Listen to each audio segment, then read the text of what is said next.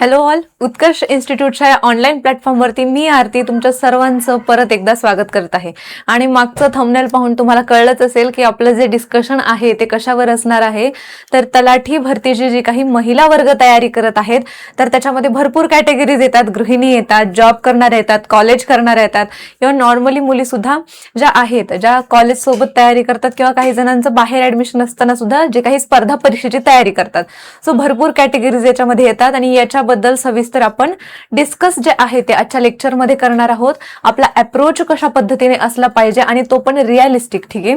आणि याच्यामध्ये आपण कसल्याही प्रकारची निगेटिव्हिटी आणि किंवा फक्त खूप जास्त आपल्याला निगेटिव्हिटी तर नसणार, पण असं खूप जास्त भारी वाटते की खूप छान टाइम टेबल आहे, पण तो कधी कधी एखादा टाइम टेबल असा असतो जो फक्त कागदावरती छान दिसतो, पण आपण रिअलिस्टिक मध्ये, रिअल लाईफ मध्ये त्याला आपण अप्लाय करू शकत नाही, मग जातो डिमोटिवेशन मध्ये, ठीक आहे. सो हे ज्या गोष्टी आहेत ह्या आपल्याला कम्प्लिटली निग्लेक्ट करायच्या आहेत. एकदम रिअलिस्टिक आणि एक्झाम होईपर्यंत आपण परफेक्शन यापेक्षा कन्सिस्टन्सी यावरती जास्त भर देणार आहोत. सो चला एकदा आपण काय करूयात, याच्याबद्दल ओव्हरव्ह्यू करूयात आणि प्रत्येक पॉसिबल वेने विचार करूयात की प्रत्येक महिलेची कोणत्या पद्धतीने, त्यांना कोणत्या अडचणी येऊ शकतात आणि त्या त्यांना टॅकल कशा पद्धतीने करू शकतात. ओके, सो येस, चला आता बघूयात.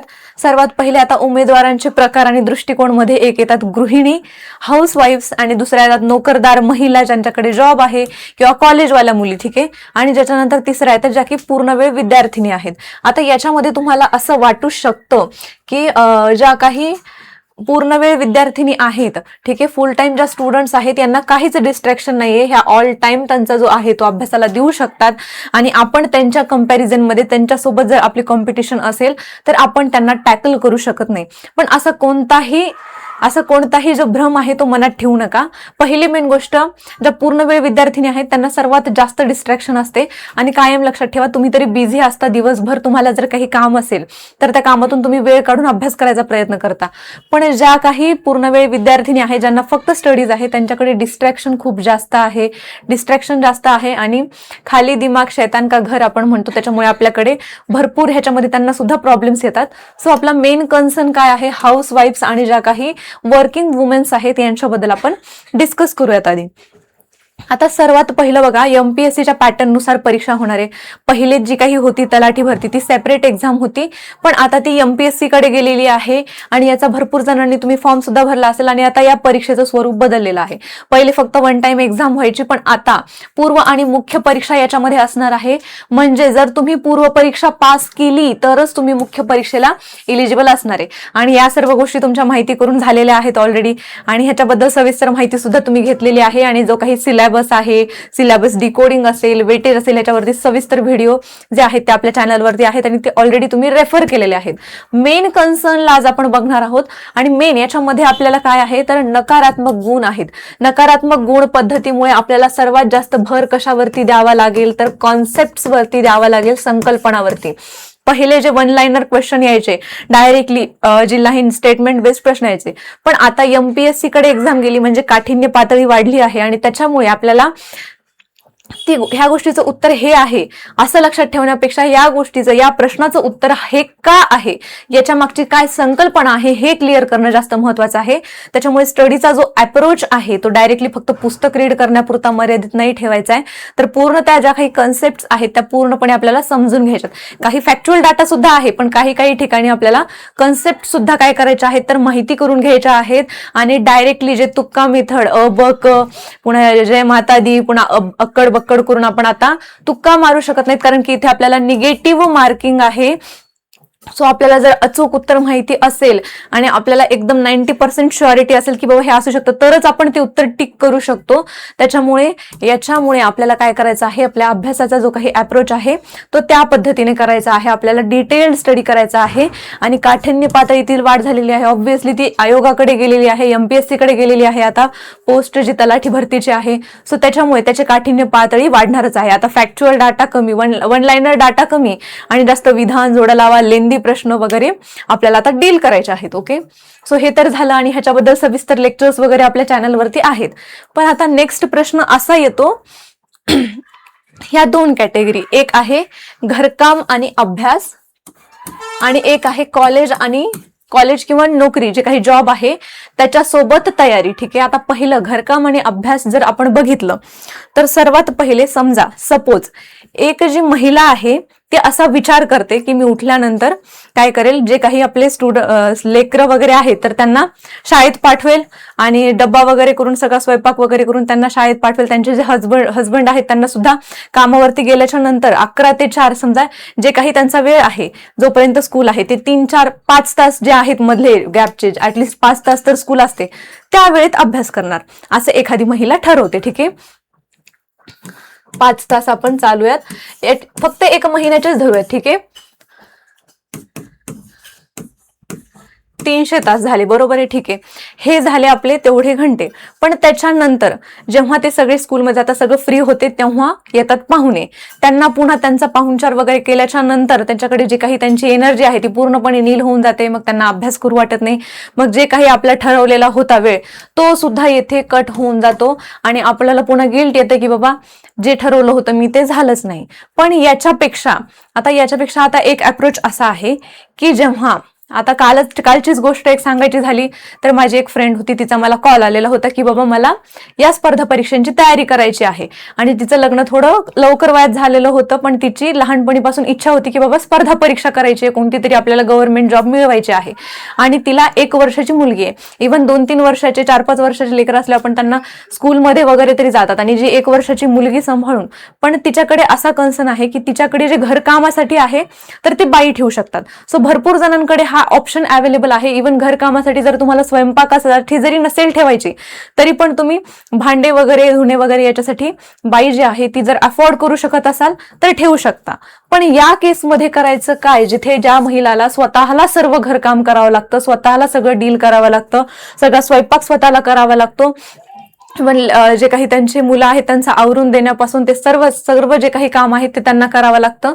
तर त्यावेळेस डायरेक्टली तुम्ही 3-5 तास सलग अभ्यास करण्यापेक्षा जेव्हा त्या स्वयंपाक करत असतील, इव्हन पोळ्या वगैरे करताना भाजी वगैरे करताना जर त्यांनी साईडला एखादं लेक्चर लावून दिलं करंट अफेअरचं किंवा 1 शॉटचं किंवा PYQचं GKGSचं जो त्यांना टॉपिक करायचा आहे, ऑलमोस्ट त्यांचं एक लेक्चर एका व्हिडिओ मार्फत कव्हर होतं. सो तिथं त्यांचा 1 तासाचा जे काही अभ्यास आहे तो तिथेच कव्हर होतो. इव्हन इथे बघा जर 5 तासापैकी त्यांचा 1 तास काहीच न झाल्यापेक्षा काहीतरी झालेलं बरोबर आहे. भाजी निसताना एखादा लेक्चर होतं, त्याच्यानंतर जे काही स्वयंपाक करताना एखादं लेक्चर होतं, त्याच्यानंतर सुरुवातीला जर आपला टाइम आहे की 6च्या पुढून उठायचं त्याच्या आधी जर 1 तास आधी उठून जर त्या टाइमला लेंदी विषय नाही घ्यायचा जेणेकरून परत झोप येईल असा जर विषय घेतला एखादा सायन्सचा किंवा मॅथ अँड रिझनिंगचा तर त्याने काय होईल, सकाळी सकाळी एकतर हे असे हार्ड जे विषय असतात एकतर मॅथचा आपले काहीतरी 20 प्रश्न तरी सॉल्व्ह होतील, 20 प्रश्न सॉल्व्ह होतील. त्याचबरोबर आपलं जे काही एक टॉपिक आहे, एक पोर्शन आहे, मेजॉरिटी ऑफ द प्रॅक्टिस आपली इथेच होऊन जात आहे एका विषयाची. ठीक आहे, सो इथे सुद्धा आपण त्याच्यात एक तास ऍड करूया. ठीक आहे, त्याच्यानंतर मध्ये थोडाफार जर काही वेळ मिळाला की 15-20 मिनिटं थोडंसं बसल्या आराम करायला, बाबा खूप काम केले थोडंसं बसल्या फोनवरती जर एखादी टेस्ट सिरीज घेतली आणि तेथेच जर आपले 20 PYQ जे आहेत किंवा जे काही संभाव्य प्रश्न आहेत, क्विझेस आहेत ते जर सॉल्व्ह केले तर तिथं सुद्धा आपले 20 क्वेश्चन्स म्हणजे बघा तुम्ही त्याच्यामध्ये प्रत्येक क्वेश्चन मध्ये वेगवेगळा टॉपिक असतो जो की कव्हर होतो. त्याच्यावरून आपण त्याचं लगेच खाली अनालिसिस येतं तर त्या प्रश्नाचे जे काही विश्लेषण आहे ते लगेच बघून घेतलं, तिथे आपले 20 प्रश्न कव्हर झाले आणि त्या 20 प्रश्नांमध्ये असे काहीतरी 20 कोर टॉपिक असतात जे की एक्झामच्या दृष्टीने महत्वाचे असतात. सो तिथे सुद्धा आपलं ते कव्हर होत आहे. ठीक आहे, जरी 20 मिनिटं मिळाले असतील किंवा 15-20 मिनिटं मिळाले असतील आणि त्याच्यामध्ये सुद्धा जर आपले 10 ते 15 क्वेश्चन कव्हर होत असतील तर त्याच्यामधून आपले 10 ते 15 जे शॉर्ट सब टॉपिक्स आहेत ते कव्हर होत आहेत. ठीक आहे, सो काहीच न करण्यापेक्षा 5 तासापेक्षा 2.5 तासाची स्टडी होणं हे सुद्धा खूप जास्त बेटर आहे. आणि मी पहिले सुद्धा सांगितलं होतं की आपल्याला परफेक्ट नाही बनायचंय, आपल्याला फक्त कन्सिस्टन्सी ठेवायची आहे. आज नाही झालं उद्या होईल, उद्या नाही झालं परवा होईल. ठीक आहे, आता काही जणींना काही काम येतात, घरचे काही सणवार असतात किंवा काही जरी लग्न कार्य वगैरे असेल तर ते सोडायचे आहेत, कारण की 2 महिन्याचा वेळ आहे आणि आपल्याला घरकाम करायचंय, अभ्यास करायचा आहे आणि इव्हेंट सुद्धा अटेंड करायचे. एवढ्या गोष्टी होत नाही. 2 महिन्यासाठी 2-3 महिन्यासाठी आपल्याला ह्या गोष्टी स्किप कराव्या लागतील. त्या टाइमला सुद्धा आपला खूप जास्त जो आहे तो अभ्यासक्रम क्लिअर होत असतो. सो येस, आणि अवांतर जेव्हा आपण 4-5 वाजता चहाचा टाइम होतो तेव्हा जेव्हा आपण शेजारच्यांसोबत गप्पा मारतो, बापरे तू तर अभ्यास करायली, तू तर स्पर्धा परीक्षेची तयारी करायली, असं करायली तसं करायली, या निगेटिव्ह कमेंट्स पासून कम्प्लिटली दूर राहायचं आहे. यांच्यासोबत बळी पडायचं नाहीये. ठीक आहे, याच्यामुळे एकतर आपली एनर्जी वेस्ट होणार आणि परत जर आपण त्यांना एक्सप्लेन करायला गेलो तर अजूनच एनर्जी वेस्ट होणार. त्याच्यापेक्षा अशा लोकांना डील करायचं नाही. ठीक आहे, शांततेत हो लावायचं आणि आपला अभ्यास करत राहायचा आहे कंटिन्युअसली. कोणाला सुद्धा आपल्याला याच्यामध्ये, कोणाला सुद्धा बोलण्यामध्ये किंवा कोणाला सुद्धा एक्सप्लेन करण्यामध्ये काही गोष्टी कोणाला प्रत्येकाला समजून सांगाव्याच असं नाही. ठीक आहे, सो ज्यांनी कोणी जर नाव कोणी काही ठेवत असेल तर त्यांच्यासोबत आपल्याला पहिली मेन गोष्ट डीलच करायचं नाहीये आणि डील करायची वेळ आली तरी पण शांततेत घ्यायचं आहे. आपली एनर्जी वेस्ट करायची नाहीये आणि त्यावेळेस सुद्धा जिथे आपल्याला करता येईल तिथे फक्त जर आपल्याला पुस्तक घेऊन नसेल बसायचं तरी पण आपले लेक्चर्स होतात. लेक्चर नाही झाले, आपल्याला फोन बघतोय तर डायरेक्टली ऑनलाईन टेस्ट सिरीज होतात. आपल्या वेळेचं व्यवस्थापन कळतं की बाबा आपण किती वेळ लागतोय किती क्वेश्चन सोडवायला. ठीक आहे, सो हे सर्व खूप महत्वाचं आहे. आता कॉलेज आणि नोकरीसोबत तयारी करणाऱ्यांसाठी थोडा आपण एक अप्रोच बघायचा प्रयत्न करूयात. सर्वात पहिले आता कॉलेजमध्ये जाणाऱ्यांसाठी त्यांना मध्ये लंच टाइम असतो, तिथे सुद्धा त्या PYQ ची प्रॅक्टिस करू शकतात. PYQ आणि सिलेबस अशी गोष्ट आहे जी आपण पूर्ण तयारी दरम्यान कुठेच निग्लेक्ट करू शकत नाही. सिलेबस प्लस PYQ, सिलेबसची सॉफ्ट कॉपी आणि हार्ड कॉपी जी आहे ती आपल्या टेबलवरती आणि आपल्या फोनमध्ये असलीच पाहिजे. ठीक आहे, सिलेबसची जेव्हा आपल्याकडे कॉपी असते आणि जेव्हा आपण एखादा टॉपिक करतो आणि सिलेबस साइडमध्ये बघतो की या टॉपिक मधलं काय महत्वाचं आहे आपण तेव्हा एकदम टू द पॉइंट अभ्यास करत असतो. आणि त्याच्यानंतर PYQ, आता जेव्हा आपण सिलेबस करतो, एखादा टॉपिक खूप जास्त आहे, मोठा, जवळपास 5 ते 10 पानांचा आहे. ठीक आहे बाबा, आपल्या सिलेबसमध्ये आहे, कळलं आपल्याला. त्याच टॉपिकवरचे जेव्हा आपण PYQ पाहतो, जे प्रश्न पाहतो आणि त्या प्रश्नामध्ये आपल्याला कळतं की ह्या 10 पानांच्या जे काही टॉपिक आहे त्याच्यातले फक्त 3-4 असे सब टॉपिक आहेत ज्याच्यावरती मेनली फोकस आहे. ओके, सो हे जे काही टॉपिक आहेत ते साईडला फक्त एका आपल्या नोट्सच्या, आपलं जे काही पेज असेल त्याच्या साईडला ते सब टॉपिक्स नोट डाऊन करायचे आणि त्याच्याबद्दलची सविस्तर माहिती रिव्हिजन नोट्समध्ये सविस्तरपणे ऍड करायची आणि बाकीची जी महत्वाची वाटते ती सुद्धा आपण रिव्हिजन नोट्सच्या फॉर्मॅटमध्ये करायची. ठीक आहे, हे झालं त्याच्यामध्ये. आता जे नोकरींचं चालू होतं, ठीक आहे, नोकरी करणाऱ्या ज्या काही महिला आहेत त्यांना जातानाचा वेळ आणि वापस येतानाचा वेळ, जॉबवरून घरापर्यंत आणि घरापासून जॉबच्या ठिकाणापर्यंत जायचा वेळ, आता त्या टाइमला सुद्धा, आता जाताना तुमच्याकडे एनर्जी असते पण तिथं काय काम आहे, वर्कलोड आहे ह्याचा विचार असतो. त्या टाइमला तुम्ही पुस्तकं जी आहेत ती ओपन करून बसू शकत नाही, त्याच्यामध्ये तुम्ही पुस्तकं सगळी रेफर करू शकत नाही. आता त्या टाइमला सुद्धा पुस्तकं वाचायची म्हणजे किती हेक्टिक. सो तुम्ही काय करा, त्याच्या टाइमला एखादं लेक्चर करा, युट्यूबला लेक्चर करा, तुम्हाला ज्या टीचरचं समजते त्यांचं लेक्चर करा. एखादी पेड बॅच घेतली असेल, पेड बॅच घेतल्यावर माणूस त्याच्या एकदम सिस्टमॅटिकली जातं. ठीक आहे, सो येस, पेड बॅच जरी नसेल घेतली तरी पण तुम्हाला ज्या टीचरचं कळतंय त्यांचं जर लेक्चर केलं तर तिथे पण आपल्या भरपूर ज्या कॉन्सेप्ट आहेत त्या कव्हर होतात. त्याचप्रमाणे ठीक आहे बाबा, लेक्चर नाही करायचं, मला एक टार्गेट घेतलं होतं की हा टॉपिक मला वाचायचा आहे. एवढं मोठं बुक वाचणं होत नाही, त्या बुकचे जे काही पेजेस आहेत त्याचे फोटो काढून घ्या, बसल्या बसल्या फक्त वाचायचे आहेत. ऑडिओ रेकॉर्डिंग असतात किंवा व्हिडिओ रेकॉर्डिंग असतात, ते काय करायचे आहेत, आपल्याला फक्त जायच्या यायच्या वेळेमध्ये प्रॉपरली रिवाइज करायचे आहेत. इथे सुद्धा आपण तयारी करू शकतो. आता भरपूर महिलांचा असा सुद्धा कन्सर्न येतो की मी सकाळी जॉबला जाते, जॉबवरून येते, आल्यावरती मुलांचं सगळं मला घरचं काम करावं लागतं, मुलांकडे लक्ष द्यावं लागतं. तेव्हा अशा पद्धतीने तुम्ही अप्रोच करू शकता की जेव्हा रात्री तुम्ही मुलांचा अभ्यास घेता तेव्हा त्यांना 1 ते 2 ताससाठी त्यांच्यासोबत पण एक कॉम्पिटिशन की बाबा चल कोण जास्त वेळ अभ्यास करू शकतो, असं जर तुम्ही ठेवलं तर एकतर त्यांचा पण साईडला अभ्यास होतो आणि तुमचा पण अभ्यास होतो आणि त्यांना पण, जे काही मुलं आहेत त्यांना सुद्धा कंपॅनियनशिप भेटते की बाबा चला कोणीतरी आपल्यासोबत अभ्यास करते, आणि त्या टाइमला फोन जो आहे तो कम्प्लिटली साईडला ठेवायचा आहे. डिजिटल डिटॉक्स ज्याला आपण म्हणतो, त्या टाइममध्ये आपल्याला बुक्स रेफर करायचे आहेत किंवा ज्या काही नोट्स काढल्या त्या रिवाईज करायच्या आहेत आणि प्रॉपरली 1 ते 2 तास त्यांचा सुद्धा अभ्यास होतो आणि आपला सुद्धा अभ्यास होतो. सो आणि एकमेकांच्या नादाने आपण करत पण असतो. ठीक आहे. सो त्या पद्धतीने सुद्धा तुम्ही तिथे टाइम काढू शकता. जेवढं पॉसिबल वे आहे आपल्याला वेळ काढायचा आणि अभ्यास करायचा. आता प्रत्येक वेळी आपण पुस्तकं खोलून बसावंच असं नाही. ठीक आहे. सो येस, जेव्हा पुस्तकं खोलायला टाइम भेटेल तेव्हा ते करायचं आहे. इव्हन दरवेळेसच पाहुणे येतील असं नाहीये. सो ज्या टाइमला तुम्ही सकाळी जेव्हा मुलं वगैरे शाळेत आणि हस्बंड वगैरे ह्याला आपले जॉबला वगैरे जातात, कामावरती जातात, तेव्हा 10 वाजल्यापासून जोपर्यंत तुमचा जो काही टाइम आहे तोपर्यंत तुम्ही बुक्स रिडिंग करू शकता. ओके. सो येस, कुठलाच आपल्याला जो वेळ आहे तो वाया घालवायचा नाहीये आणि कुठेच आपल्याला स्ट्रेसफुल होईल अशा गोष्टी करायच्या नाहीयेत की आज अभ्यास नाही झाला तर दुसऱ्या दिवशी अरे आज अभ्यास नाही झाला किंवा मला हिच्यापेक्षा मार्क कमी आलेत. कॉम्पिटिशन ही स्वतःशी असली पाहिजे, दुसऱ्यांसोबत नसली पाहिजे कॉम्पिटिशन. सो येस, आपली कॉम्पिटिशन आपल्यासोबत आहे आणि आपल्याला 2 ते 2.5 महिन्यात जेवढं बेस्ट देता येईल, जेवढी निगेटिव्हिटी अवॉइड करता येईल तेवढं करायचा प्रयत्न करायचा आहे. ओके. क्लिअर असेल इथपर्यंत सर्वांना? भरपूर जणांचे जे डाऊट्स आहेत ते इथे क्लिअर झालेले असतील. ठीक आहे. त्याच्यानंतर आता वेळेचं अचूक व्यवस्थापन आपण पाहिलेलं आहे की कशा पद्धतीने करू शकतो. एक सलग 5 तास करण्यापेक्षा परफेक्शन आपल्याला नाही पाहिजे, आपल्याला फक्त कन्सिस्टन्सी पाहिजे. फुल न फुलाची पाकळी आपल्याकडून दररोज झाली पाहिजे. ठीक आहे. आज 2 तास झाला, आपला 5 तास नाही झाला, पण वीकेंडला ज्या जॉबवाल्या आहेत किंवा कॉलेजवाल्या आहेत त्यांनी वीकेंडला सॅटरडे संडेला प्रॉपरली जो काही आपला बॅकलॉग राहिलेला आहे तो त्या दिवशी रिवाईज करायचा आहे. इतर दिवशी त्याचं फक्त टेन्शन आणि गिल्ट घेऊन जगायचं नाहीये की माझं एवढं टार्गेट इनकम्प्लीट राहिलं. सो ते जे इनकम्प्लीट आहे ते तसंच राहू द्यायचं. शनिवार रविवारी जो बॅकलॉग आहे तो क्लिअर करायचा आहे. ओके. आणि त्या दिवशी प्रॉपरली आपल्याला मॉक टेस्ट वगैरे द्यायच्या आहेत जेणेकरून पूर्ण हप्त्याभराची जी काही स्टडी आहे ती कितपत योग्य दिशेने चालू आहे हे आपल्याला कळत असतं. ठीक आहे. चला, हे बघितलं आपण की वीकेंडचा प्रभावी वापर जे आहेत त्या नोकरदार महिला करू शकतात. पहाटेच्या वेळी सुद्धा सदुपयोग करू शकतात गृहिणी. ठीक आहे. सकाळी जेव्हा आपण म्हणतो की सकाळी 6 वाजता उठून आपल्याला कामाला लागावं लागतं, 1 तास आधी उठून, अर्धा तास आधी उठून जर तुम्ही काही मॅथचे क्वेश्चन सॉल्व्ह केले, सायन्सचे सॉल्व्ह केले तर मेजॉरिटी ऑफ द टॉपिक्स जे आहेत आपले असे कव्हर होऊ शकतात. ठीक आहे. फक्त त्या टाइमला झोप येईल, खूप जास्त लेंदी असे टॉपिक्स घ्यायचे नाही. ठीक आहे.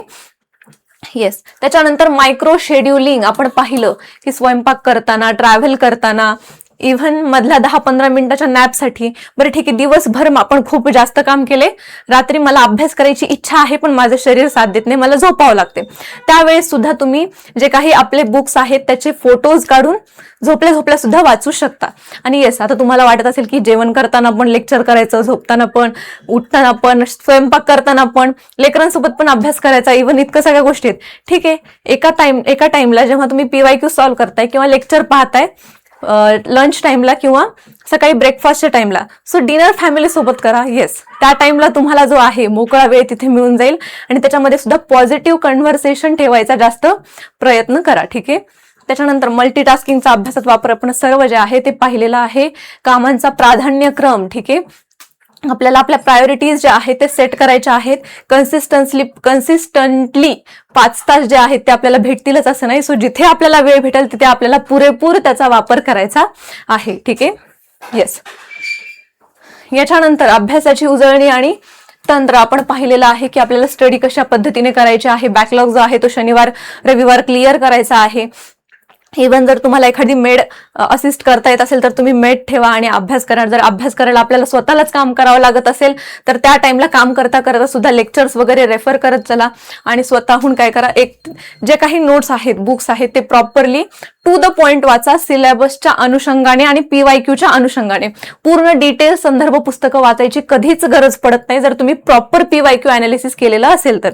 सो येस, सर्वात मेन मुद्दा आहे की सिलेबस, त्याचबरोबर PYQ अनालिसिस करून जे काही महत्वाचं टॉपिक आहे, सिलेबस मधील एक टॉपिक घेतला आणि त्याच्यामधील फक्त PYQ वरून एक सब टॉपिक आहे जो की खूप वारंवार रिपीट होतो, त्याच्याशिवाय रिपीट होतच नाही, आणि एखादा थोडा इम्पॉर्टंट सब टॉपिक आहे ज्याच्यावरती 1-2 PYQ रिपीट झाले, ते टॉपिक मेनली तुम्हाला करायचे आहेत. ठीक आहे.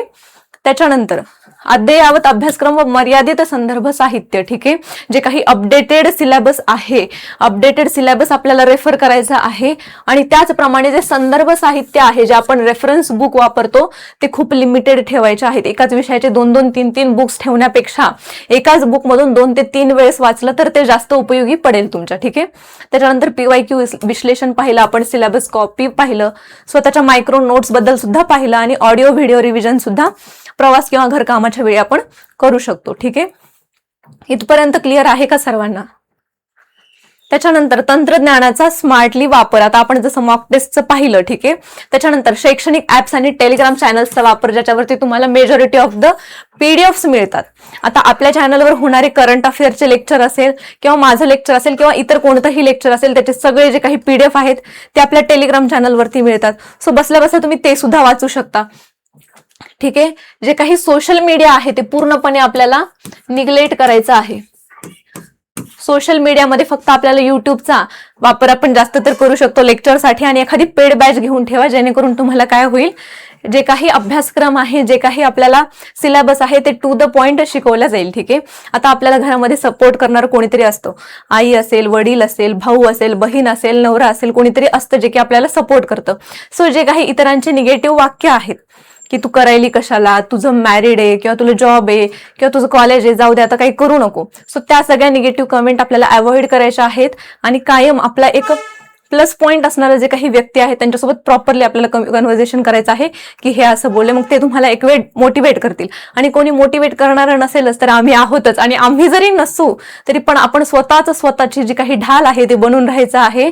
आणि स्वतःच आपण एवढे सक्षम आहोत की आपल्याला कोणाच्या सपोर्टची गरज नाहीये. आणि महिला प्रत्येक गोष्ट करू शकतात. ठीक आहे, इगो हर्ट व्हायला पाहिजे जेव्हा कोणी म्हणतं की तू मुलगी आहे, तू ही गोष्ट नाही करू शकत, किंवा तू स्त्री आहे, तू ही गोष्ट नाही करू शकत, तेव्हा तर आपल्यात अशी जिद्द पाहिजे की मी हे करून दाखवणारच. ठीक आहे, सो ह्या प्रकारचा आपल्याला ऍटिट्यूड जो आहे तो ठेवायचा आहे, कॉन्फिडन्स राहायचा आहे, कन्सिस्टन्सी ठेवायची आहे. ओके, आणि त्याचबरोबर आपल्या हेल्थ सोबत सुद्धा खिलवाड करायची नाहीये. रात्री खूप वेळ जागायचं नाहीये. 1 दिवस रात्री, 2 दिवस रात्री, 3 दिवस जर तुम्ही रात्रभर जागताय तर बाकीचे 3-4 दिवस हप्त्यातले जे आहेत ते वेस्ट होतात. त्याच्यामुळे प्रॉपरली जे काही आहे आपलं जे स्लीप सायकल आहे 7 ते 8 तासांचं, 7 ते 8 तासांची जी झोप आहे ती क्लिअरली झाली पाहिजे. मिनिमम 7 तास तर तुम्ही झोपायलाच पाहिजे. त्याचप्रमाणे हे सर्व तर झालं. ठीक आहे, त्याच्यानंतर ऑनलाईन मॉक टेस्ट सिरीज तुम्हाला जी प्रेफरेबल आहे, तुम्हाला जी चांगली वाटते ती तर तुम्ही घेऊ शकता. पण आपण सुद्धा एक ऑनलाईन जी मॉक टेस्ट सिरीज आहे ती चालू केलेली आहे, जी की फक्त आता तुम्हाला 99 रुपयामध्ये मिळणार आहे. संयुक्त गट क तलाठी भरती विशेष टेस्ट सिरीज याचं नाव आहे. आणि तुम्ही काय करायचं आहे, याच्यामध्ये तुम्हाला 25 टेस्ट पेपर आहेत आणि फक्त 99 रुपयाला मिळते. तो घ्या, तुम्ही याचा लाभ घ्यायचा नक्कीच प्रयत्न करा. टेस्ट सिरीजची PDF मिळेल जी की प्रिंट काढता येईल तुम्हाला, म्हणजे असं ऑफलाईन सुद्धा आपल्याला हार्ड कॉपी मधून सुद्धा आपल्याला ते प्रॉपरली रेफर करता येईल. टेस्टचं सखोल विश्लेषण PDF मध्ये मिळेल. ठीक आहे, जी काही तुम्ही टेस्ट सॉल्व्ह केली त्याचं पूर्णपणे विश्लेषण तुम्हाला तिथे मिळणार आहे. आणि मागील प्रश्नांच्या धर्तीवर जे काही PYQs आहेत, PYQ ओरिएंटेड आपल्या टेस्ट सिरीज जे आहेत आणि मिळणार आहेत. ठीक आहे, उत्कर्ष इन्स्टिट्यूटचं फक्त ऍप्लिकेशन डाउनलोड करा आणि या नंबरवरती कॉन्टॅक्ट करा टेस्ट सिरीज संदर्भात जर काही अडचण आली तर. ठीक आहे, येस, आता डिजिटल नोट्स आणि रिव्हिजन ट्रॅकिंग आपल्याला कायम ठेवायचे आहे. मॉक टेस्ट मध्ये जर कमी मार्क येत असतील तर सोडून द्यायचं नाहीये, कुठे चुकतायत ते बघायचं आहे. कारण की मॉक टेस्ट आहे ती तुमच्या फक्त परीक्षणासाठी आहे की अभ्यास कितपत झालाय, ती मेन एक्झाम नाहीये. सो येस, जेव्हा आपण मॉक टेस्ट देऊ त्याच्यानंतर आपल्याला चुका सुधारायच्या आहेत. कुठे कमी पडतोय, कुठे टॉपिकची डबल रिव्हिजनची गरज आहे, आपल्याला माहित होतं पण सिली मिस्टेकमुळे चुकलं, तेव्हा आपल्याला तो टॉपिक प्रॉपरली फक्त रिवाइज करत चालायचा आहे. ओके, येस, चला इथपर्यंत क्लिअर सर्वांना. आता बघायचंय आपल्याला की मानसिक, भावनिक आणि शारीरिक तयारी जी की आपण ऑलरेडी पाहिलेली आहे. कौटुंबिक समन्वय आपल्याला साधायचा आहे आणि कामांची प्रॉपरली विभागणी करायची आहे. मेड असिस्ट करू शकता किंवा घरचं जर कोणी थोडंफार एखादं काम तुमचं हलकं करू शकत असेल तर मदत घ्यायची आहे. दरवेळेस ती मदत म्हणजे मदत म्हणून नसतं ते, एकतर आपली आदर किंवा काळजी या स्वरूपाने ती आपल्याला हेल्प असते. सो येस, जर हेल्प कोणाची मिळत असेल की बाबा 1 तास एवढं करा, मला अभ्यास आहे, सो ती घ्यायला जर भेटत असेल तर ती नक्कीच घ्या.